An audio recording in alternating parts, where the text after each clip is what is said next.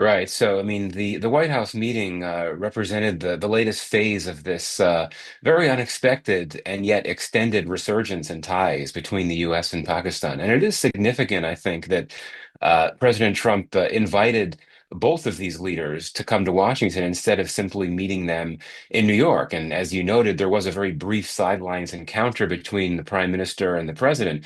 But the fact that he wanted them to come to DC, I mean, that makes it all the more prominent, all the more prestigious. I think that's significant. I mean, for me, looking at where things stand now after this White House meeting, it's a relationship that has really resurged, and we're seeing significant levels of engagement on the highest levels. But what I'm waiting to see is if there's actually going to be some substantive outcomes from all of these engagements. It seems like whenever you have these meetings, there's a lot of talk about exploring opportunities, looking into potential cooperation.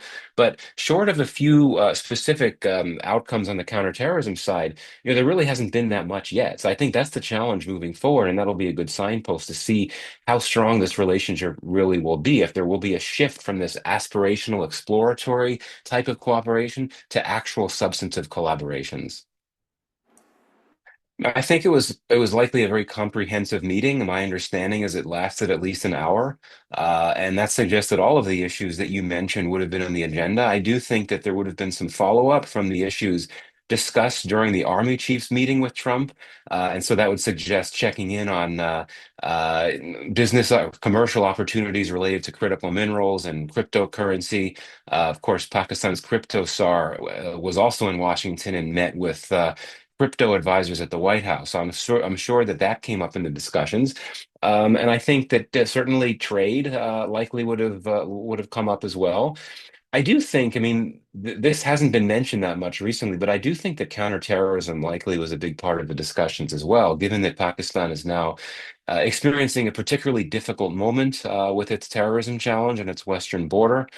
And it's clear that Pakistan is really stuck, doesn't really know how to address this TTP conundrum. So I would think that from the Pakistani side, there is a push made to the U.S. side to try to help Pakistan with its TTP challenge, perhaps leveraging the fact that, as I said before, there has actually been some very clear success stories between the two, just a few, including the one where Pakistan helped the U.S.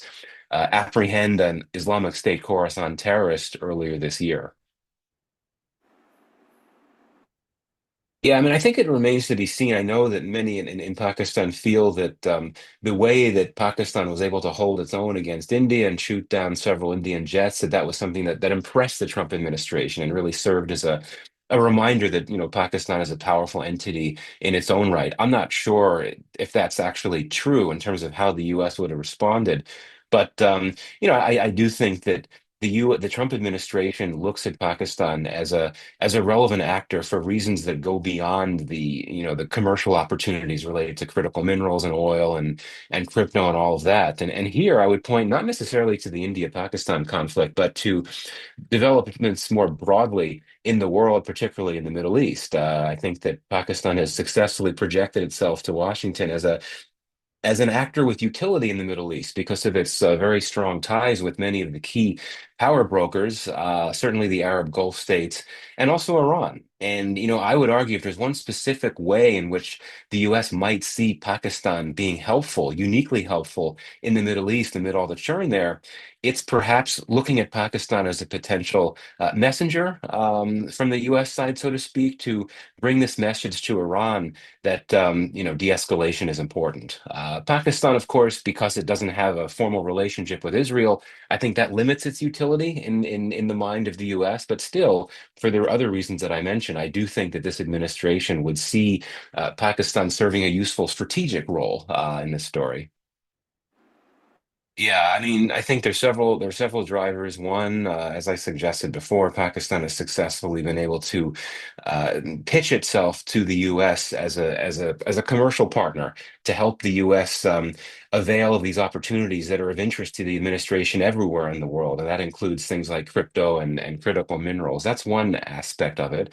But I go back to the strategic side as well. I think Pakistan has been I don't want to say it's benefited from all these terrible things happening in the world, but the fact that you have so much churn and conflict in the Middle East now, I think it's helpful to Pakistan's cause because it makes it easier for Islamabad or Rawalpindi to essentially make that case to the U.S. that, given everything that's going on in the Middle East, we can be helpful for these reasons. And so I think that's helped draw the U.S. attention to Pakistan as well. Certainly beyond that, the unexpected drop in U.S.-India ties has provided more space, I think, more diplomatic space, maybe more strategic space for the U.S. to engage with Pakistan. I mean, if the U.S.-India relationship had been sailing along the last few months, I'm not really sure you would have had the Pakistan Army chief come to the White House. That's just my hunch. So the U.S. India factor, I think, looms large as well. Um, in terms of how it can be, if it can sustain itself, this is very tough to say. As I said earlier, we haven't seen any indications of substantive achievements yet. There's just a lot of talk about looking into possible cooperation. So that's something to watch for. I would also argue that, as you note, President Trump is unpredictable, and if he decides that he's getting impatient with Pakistan, if he feels that there's too many obstacles to access Pakistan's critical minerals because of security concerns, if he's told that these massive oil reserves that he had talked about before are actually not confirmed yet, that could, I think, push the U.S. It could deplete the relationship of some momentum. If the U.S.-India relationship stabilizes in the coming months, that could, I think, have an impact on the U.S.-Pakistan relationship as well. But I think for now, I mean, looking at over the course of the next few months or so, I have no reason to think that this relationship will lose any momentum, and especially if there is an effort in Washington to try to pick things up with a peace process in the Middle East and that type of thing. I think there again, Pakistan could be seen as relevant, which would work well for the relationship. Yeah, I mean, it's interesting that China has always said that it wants Pakistan to balance its ties with the US and China. And of course, that's Pakistan's official position, that it's not in any camp, that it wants to have a good relationship with both China and the US. I would argue that many in Washington are very skeptical about this idea of Pakistan balancing its ties with the two powers, just because you have this very strong military alliance between China and Pakistan. In theory, the U.S.-Pakistan relationship is an alliance. It's the only formal alliance that the U.S. has in South Asia. But, we've seen that it's been relatively modest, the relationship on the whole. So I think that Pakistan is heading in the right direction in the sense that it's trying to expand its relationship with the U.S. in ways that can provide unique, separate benefits compared to what it gets from its relationship with China. And indeed, if the US is going to start working with Pakistan on, say, energy cooperation, and if you have an expanded relationship with the US, that also provides benefits when it comes to the US's influence over important multilateral lenders like IMF and World Bank. That sort of is separate from and complements the China side.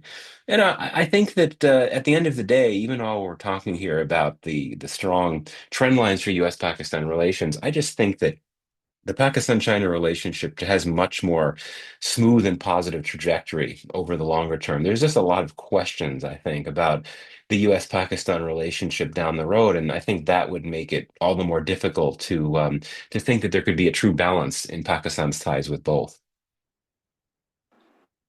Yeah, so I mean, it is significant that the U.S. government has now formally designated both TTP, which happened a long time ago, and more recently BLA as terrorist organizations. The BLA move was a bit more recent, so that suggests that in a sense, the U.S. and Pakistan are on the same page in terms of how they look at these terrorist threats. But for the U.S., I would still argue there's a mismatch in priorities and threat perceptions. For the U.S., the major concern is Islamic State Khorasan. For Pakistan, the major concern is TTP, and for obvious reasons. Each country is more concerned about the group that threatens it more. We have seen U.S. intelligence estimates over the last year describing TTP as a potential future threat to the U.S., and that's a reflection of the fact that in the past, TTP did target and threaten the United States. So moving forward, we've seen already that the Trump administration is willing to work with Pakistan on counterterrorism issues. It's what President Trump announced to the world in his joint address to Congress. He didn't thank any country except for Pakistan. He thanked Pakistan for its help with counterterrorism. But I think that the challenge moving forward, is in Trump, during his first term, suspended pretty much all security aid to Pakistan. I'm sure that Pakistan wants that aid to be unfrozen, to help strengthen counterterrorism cooperation.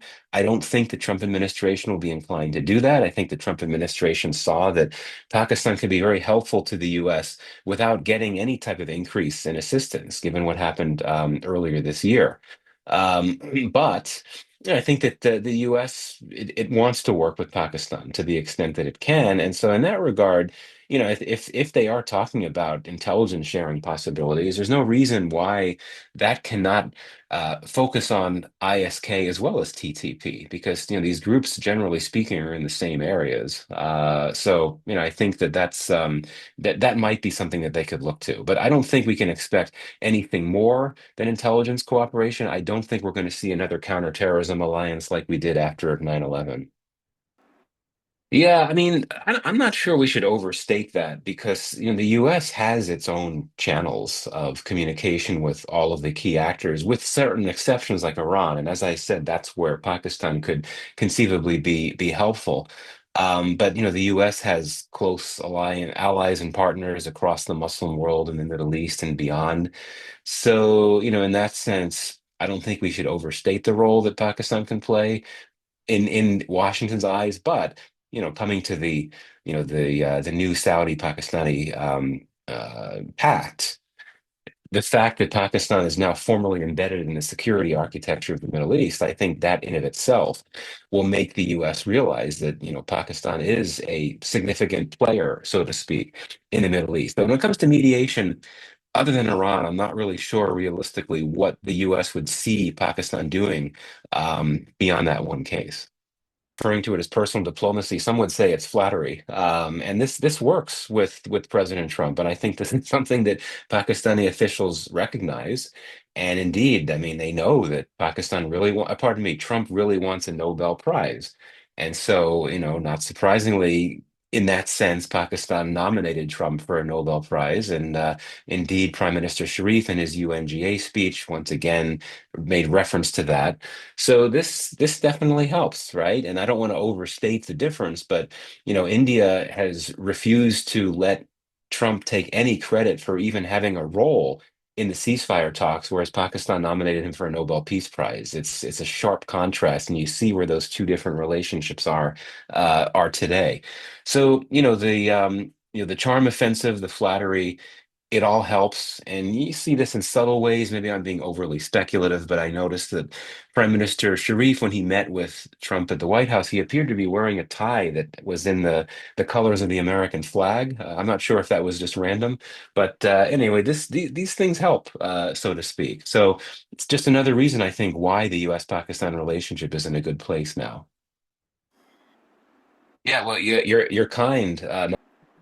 No, I don't think so. I mean, as much as India is struggling in its own region with the tensions with Pakistan, tensions with Bangladesh, and certainly a number of challenges with some of the other countries in the region, India has leverage. I mean, even countries that are concerned about dealing with India now in the region, they're very dependent on Indian economic and development financial support. That's the leverage that India has. And we've seen leaders like the president of Maldives and, well, until recently, the leader of Nepal, the leader in Sri Lanka. These are all relatively new leaders, and they appeared to want to take a more China-focused bent, but they sang a different tune after some time. And in the case of President Muizu in Maldives, he was very blunt. And India is our most important ally, and also sort of acknowledging the critical economic support that India provides. India is not about to be isolated. It's the strength of its economy makes that just impossible, not just regionally, but also globally. I mean, it's still the fastest has the fastest growing major economy in the world, according to the IMF. So. Yeah, I think that India is definitely struggling in its neighborhood, but it's not about to be isolated. And we've already seen some recent changes, including a new leader in Nepal now, who's I think an interim leader, who's going to not be signaling a desire to push closer to China. So yeah, India's got it's got challenges in its neighborhood, but I think it can manage them.